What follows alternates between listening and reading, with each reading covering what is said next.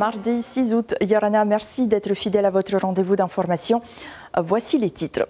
La rentrée scolaire promet d'être mouvementée. La réforme des rythmes éducatifs demande organisation dans les garderies et dans les écoles. Les établissements privés sont pris d'assaut. On en parle avec la secrétaire générale de l'UNSA Éducation, Diana Yenko, est l'invitée de ce journal. Plus de défiscalisation pour inciter les armateurs à renouveler leur flotte, c'est la volonté du pays. La desserte maritime affiche des chiffres en hausse tant du côté des passagers que du fret. Le démantèlement des structures a démarré à Teahup'o. Tout le village olympique va disparaître. Alors, quel héritage pour la commune? Élément de réponse dans quelques instants. La rentrée scolaire, c'est dans 7 jours. Selon les chiffres prévisionnels, 3 714 enseignants et plus de 48 000 élèves retrouvent les salles de classe. Mais avant, il faut s'approvisionner. La course aux fournitures scolaires démarre doucement en papeterie comme en supermarché. James O. Dylan Fels. Dans ce supermarché de Pir'e, ce n'est pas encore la foule des grands jours. Et pour cause, beaucoup d'élèves n'ont pas reçu leur liste de fournitures, contrairement à Théa Pouari, qui fait sa rentrée au lycée cette année. C'est la liste de mon lycée. Qu'est-ce qu'on demande? Beaucoup de trucs. Comme quoi, par exemple? Gros cahiers, les porte-vues, les classeurs, pochettes, crayons de papier, stylos. Fait toujours les mêmes. La liste de fournitures a été fournie par le collège, donc il fait sa rentrée en 5e. Donc on est bien content de pouvoir préparer ça sereinement. Dans cette papeterie de la capitale, le stockage est littéralement plein craqué. Cahiers, stylos et autres classeurs, tout est prêt pour la rentrée des classes la semaine prochaine. C'est déjà sur le mois de février déjà. Hein? Ça y est, on lance déjà les demandes de catalogue, etc. On les reçoit. Et voilà, fin mars, tout est parti. Il faut dire que tout arrive de métropole. Donc voilà, à fin mars, toutes les commandes sont bouclées, sont en préparation. Et puis, toutes ces commandes-là, ils arrivent fin juin, début juillet. Côté budget enfin, la Direction générale des affaires économiques propose un comparatif des prix des articles scolaires chez les commerçants de Tahiti, Moorea et Ar'eatea. La liste complète des produits, des commerçants et des prix est disponible sur son site internet. Et cette nouvelle année suscite dans certains cas inquiétude et appréhension puisqu'elle est marquée par une grande nouveauté, les rythmes scolaires. Les écoles privées sont plébiscitées et la liste d'attente s'allonge dans les garderies. Rowan Potorou, Jacques Damour. Ouais, essaye de voir s'il y a une nouvelle inscription. Je crois que j'ai vu c'est une nouvelle inscription. Dans cet établissement primaire catholique, on peaufine les dernières inscriptions avant la rentrée des 800 élèves prévus. Un an de travail était nécessaire pour sortir un emploi du temps adapté aux exigences de la réforme des nouveaux rythmes scolaires.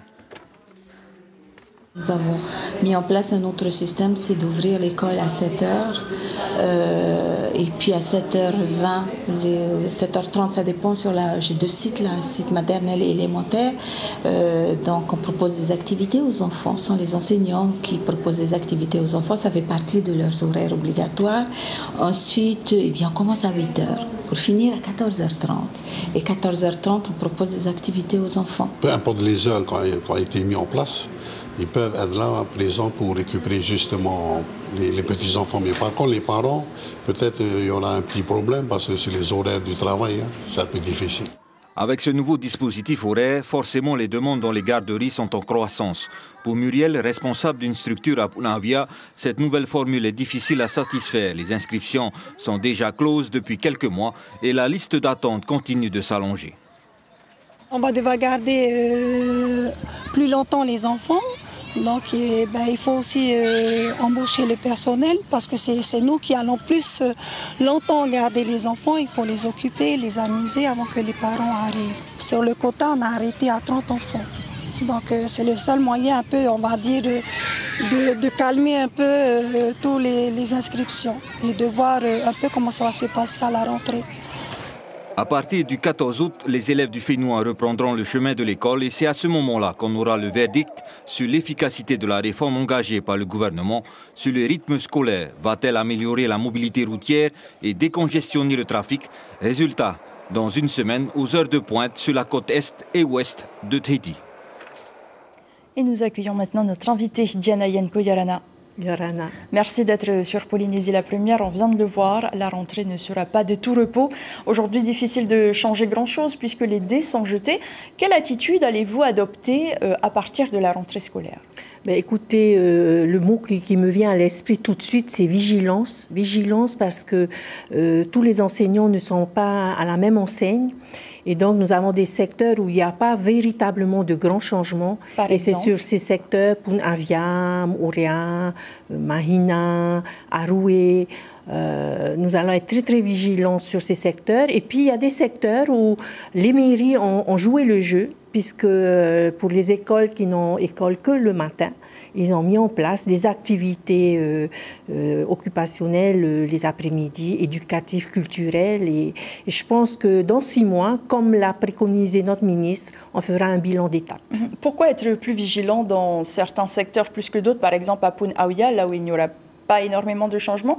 Est-ce que les professeurs auront plus de travail par rapport aux autres? En fait, ce n'est pas que les professeurs auront plus de travail, c'est que les professeurs travailleront un peu plus après le temps scolaire, puisque notre objectif, c'est de permettre aux enseignants d'avoir des plages, au moins une plage horaire consacrée aux formations et aux réunions. Et ce ne sera pas le cas dans Ça ne ces communes, sera pas le cas, puisqu'avec 1 heure par jour, on n'ira pas très loin si on ne trouve pas un dispositif plus adapté, en fait. Et si cette réforme ne fonctionne pas, est-ce que vous allez vous battre pour qu'elle soit annulée à la prochaine rentrée l'année prochaine? Alors, je ne pense pas qu'on va annuler, puisque nous, notre objectif, on voulait la réforme, puisque ça fait des années qu'on la réclame.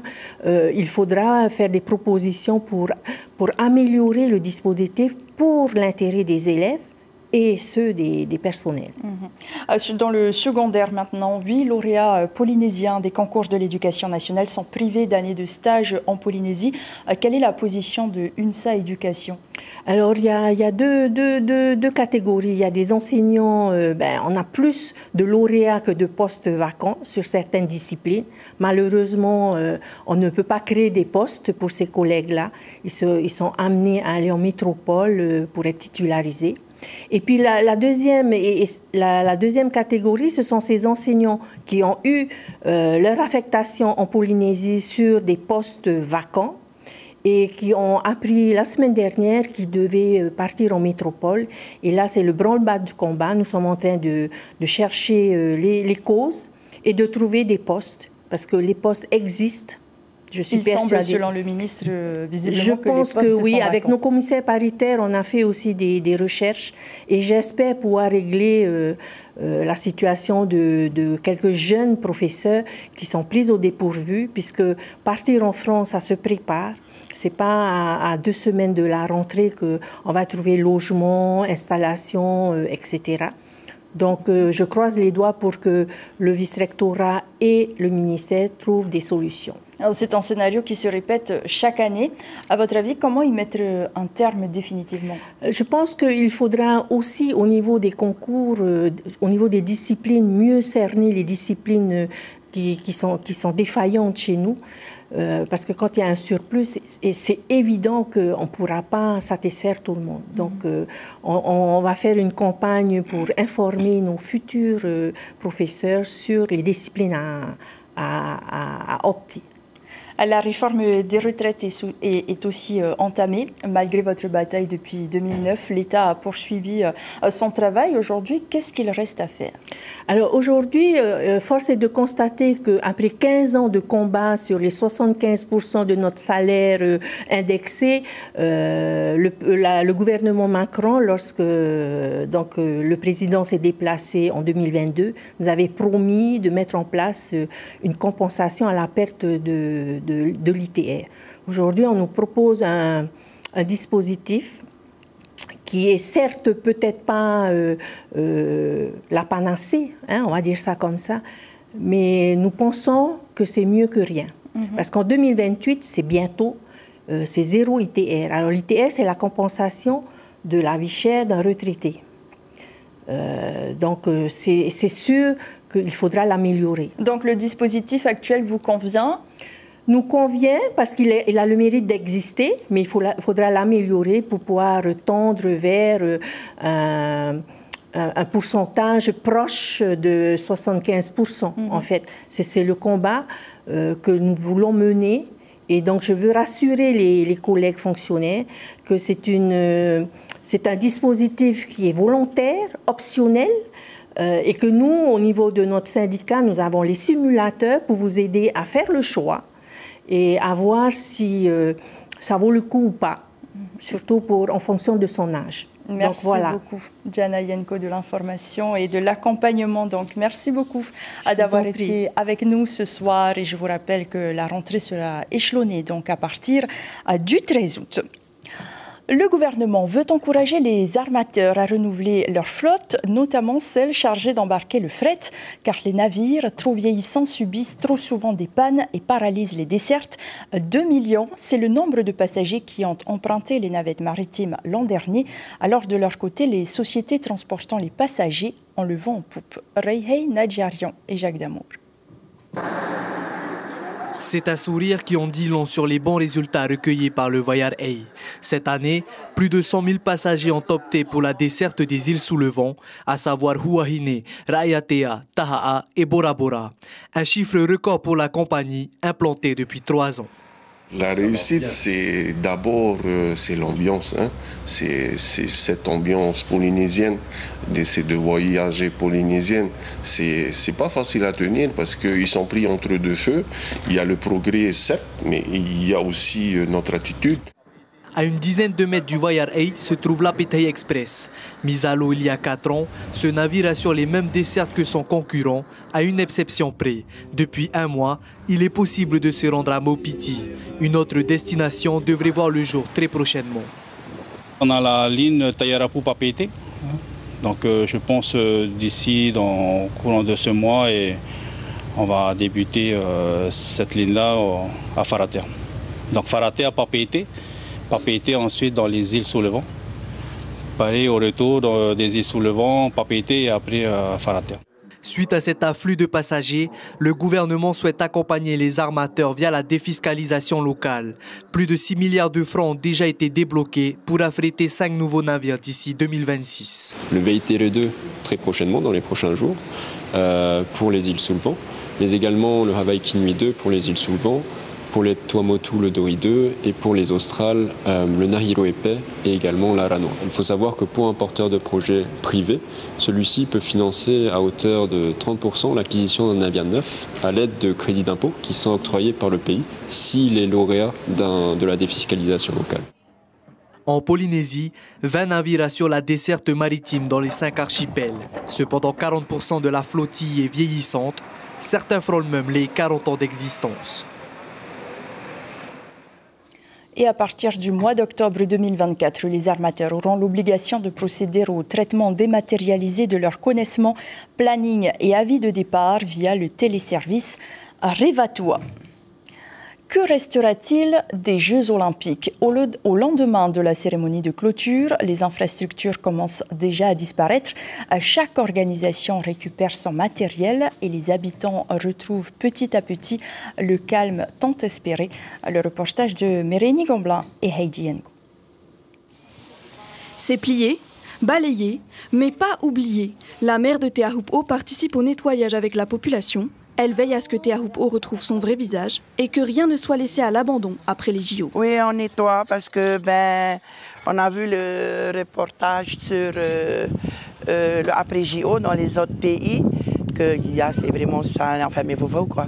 Et puis là ici à Te Ahupu'o non, on ne veut pas que ça soit comme ça. Donc nous les intervenants, on était là avant le JO, on était là pendant les JO et on est encore là après les JO. Nos caméras sont interdites sur les lieux de démontage des sites. Sécurité oblige, ou trop tôt peut-être pour dresser un bilan complet. Notre régie aussi plie bagages. 45 employés de Polynésie la Première étaient déployés sur un dispositif inédit pour retransmettre les épreuves de surf en direct depuis le site olympique. On a recréé une régie, on a recréé un plateau studio.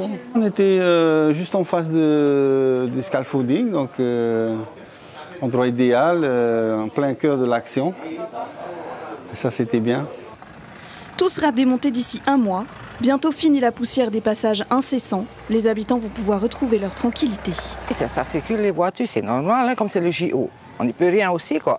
Mais vous avez hâte que ça redevienne bien. Ah ben oui, hein, comme ça le calme va revenir. Et ça... Beaucoup de passages, mais peu de clients aux baraques foraines. Les JO n'ont pas vraiment fait recette ici, malgré les 600 visiteurs par jour annoncés au PK0. On a fait une petite réunion hier soir entre forains et on a voulu continuer quelques jours pour voir un peu comment ça va se passer sans les barrages. La victoire historique de Kaoli efface presque toutes les rancœurs, celles liées à la tour notamment, qui devrait aussi être démontée. Les anneaux olympiques, eux, sont offerts à la commune de Teahupo'o. Et il n'y aura pas d'autres médailles remportées par un Polynésien aux Jeux Olympiques. Teuraiter Ei Tupaya est éliminé après les qualifications au Stade de France à Saint-Denis, près de Paris. Lui aussi faisait ses grands débuts olympiques au lancer de javelot et espérait sans doute briller à l'occasion des qualifications. Malheureusement, le tout nouveau recordman de France n'a pas pu lutter à armes égales. Le reportage sur place de Nicolas Bouige et Yousra Mahadali. L'image parle d'elle-même. Tupaya lance avec un gros bandage. Sa blessure au coude est toujours là, handicapante. Le Polynésien dispute ses premiers JO diminués. Impossible dans ces conditions de montrer son vrai visage. Ça tirait, mais je serrais les dents. Je me dis, c'est les jeux. Ça arrive peut-être qu'une fois dans une vie. Donc j'ai essayé de me donner à fond. Comment dire ?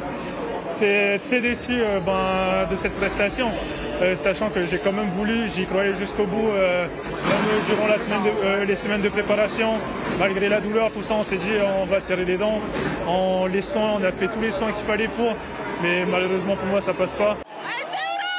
En tribune, il y a les supporters venus du pays, des supporters qui connaissent bien Tété et pour cause, il s'agit de la famille Tupaya, compagne, frère, belle-sœur, papa, maman, tous ont fait du bruit, beaucoup de bruit. Ils ont littéralement porté leur Tété. Je remercie tout le public, les fans, la famille d'être là parce que c'est ce qui a poussé, c'est ce qui donne envie de se surpasser sur chaque G. Et malheureusement pour moi aujourd'hui c'est pas passé et j'essaierai de retenir le positif de cette compète, sachant qu'il y a pas mal de positifs passés avant cette compète. Dernier lancé et nouvel échec. Tété Tupaya se retire des JO de Paris après 3 lancers non mesurés. Tout cela est démoralisant, sauf que le Polynésien n'a que 24 ans. Il vise déjà les mondiaux 2025 à Tokyo, au Japon. Après les épreuves du jour, la France est reléguée à la 4e place derrière l'Australie, la Chine et les États-Unis. Les 6e Jeux des Australes ont bel et bien été lancés à Reykjavik. 4 délégations, soit près de 500 personnes, ont défilé hier soir sur le stade de football de Anatonu. Rappelons qu'ils s'affrontent pendant 6 jours en boxe, va'a, futsal, football à 7, volleyball, pétanque, tennis de table et tuaru maohi. Aujourd'hui, dans la compétition de boxe, c'est Rurutu qui s'est imposé avec 3 médailles d'or. Plus tôt dans la matinée, Reykjavik s'est imposé dans le concours de levée de pierre avec un temps de 2 secondes et 6 centièmes pour une pierre de 100 kg. Image de notre correspondant Arthur Thierry. C'est la fin de ce journal. Nous retiendrons cette information pour ce mardi soir. La rentrée scolaire, c'est dans une semaine. Si la course aux fournitures n'est pas encore lancée, parents, personnel de l'éducation et syndicats sont partagés entre inquiétude et appréhension. La réforme des rythmes éducatifs demande organisation, adaptation et vigilance. À la une du quotidien Tahiti Info, demain, un préavis de grève juste avant la rentrée dans la société Newrest. À suivre votre série documentaire À tout surf qui présente l'avenir du surf français et polynésien autour de la vague de Teahupo'o, puis une série française. Merci d'avoir été au rendez-vous, très belle nuit et à demain. On se quitte sur les plus belles images de Teahupo'o.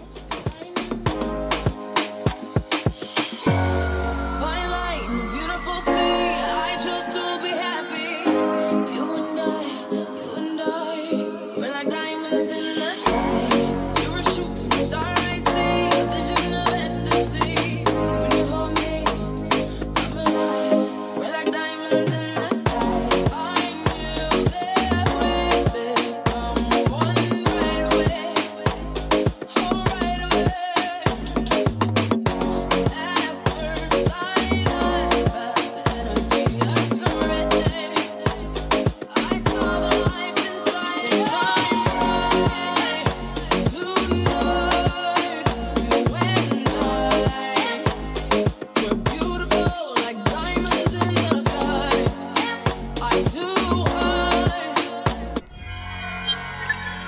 Retrouvez ce programme en replay sur notre site internet.